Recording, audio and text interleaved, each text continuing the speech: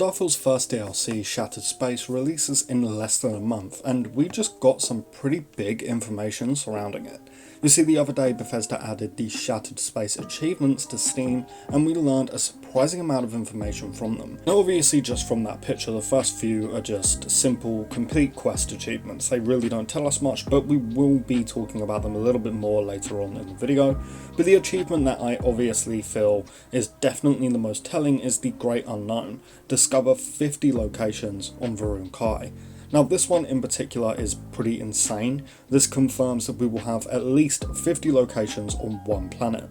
We all knew that Bethesda were going back to their original formula with Shattered Space, something that's really made a lot of people excited for this DLC, but I really didn't think it was going to be this much personally. I thought maybe 15 to 20 small locations on one planet, and then the rest just scattered around the new star system. But clearly and gladly I was wrong. 50 or probably over 50 locations on one planet is insanely good, and just makes me even more excited for Shattered Space. Finally getting explorable locations in one area, hopefully filled with tons of lore and new items to discover, is just really exciting. Now if you watch my content often, then you know that exploration is easily my biggest gripe with Starfield, and I'm glad that they seem to be sort of going back to how they usually do exploration with the Starfield DLCs. How I imagine this will actually work is when we land at the main city in Varun Kai, the surrounding area will be filled with places to explore, again much like a regular Bethesda Game Studios map. But if we land elsewhere on the planet, like on the other side of the planet for example, it might just act like a usual Starfield planet. We'll get some resources, maybe some POIs, stuff like that. Honestly, I really hope that they add new POIs to every explorable planet and moon with this DLC, because the game really does need them. There's not enough in my opinion. But anyway, let's move on. We've got two more kind of noticeable achievements here called Facial Fears and Redemption Arc. Defeat 25 Vortex Horrors and defeat 10 Redeemed.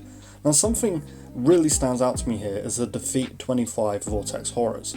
Now that's really not all that much when you consider the hundreds of Varun Zealots or Crimson Fleet Pirates or Spacers or whatever, and pretty much any alien creature that we've killed in the game. 25 really does not seem like that much. That's like one fight. So I have to imagine that these quote Vortex Horrors are either super rare or super difficult to fight. Now the 10 Redeemed, again, really not that many. Like I just said, if we think of other enemies in the game, 10 is like one fight at best, maybe like half a fight.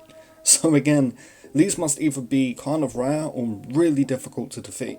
We have no idea what a Redeemed is. My guess right now is that they're either ex-members of House Varun, or they're like possessed members of House Varun, or something along those lines. Now with this next achievement, we do know that this DLC will start with a wormhole, or I guess maybe a vortex, opening and sort of wreaking havoc onto Varun Kai.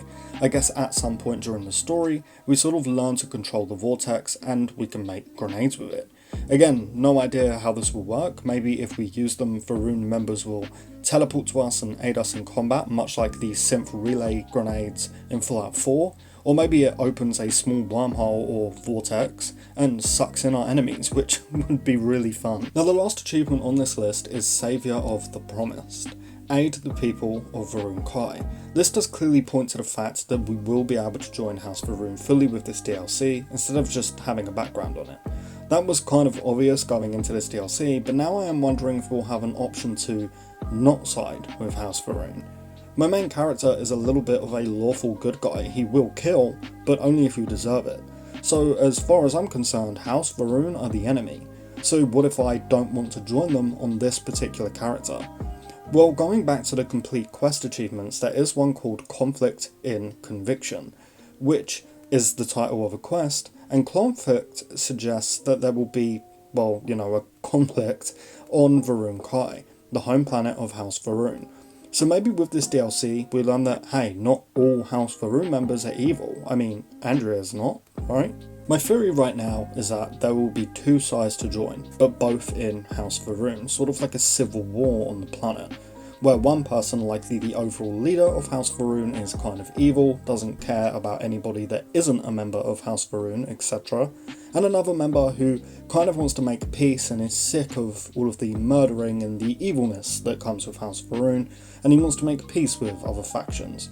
Maybe even open their home world up to the rest of the settled systems, and throughout the main quest of this DLC, we will have to choose who we side with. Of course, that's just speculation, I'm just theorising right now based on what we've heard and what we can see with these achievement lists. Just very quickly going back to the discovering 50 locations, since I know that that's what most of you will be excited for, I do really want to point out that Far Harbor, the first big DLC of Bethesda's last game, Fallout 4, had 62 locations. So they really weren't lying when they said the Shattered Space is basically the Far Harbor of Starfield. Yes, I know I keep saying this lately, but that gets me really excited because I genuinely think that Far Harbor is Bethesda's best DLC that they've ever made. Hey, that's pretty much everything that I wanted to share with you today, so let me know your theories on the achievements and Shattered Space in the comments below.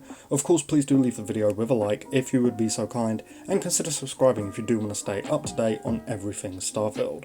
Lastly, a huge thank you to all of our channel members for their continued support. It truly means the world, guys, so thank you once again. But with all of that said and done, we are going to wrap up. So thank you all so much for watching, and I really hope to see you next time. Peace.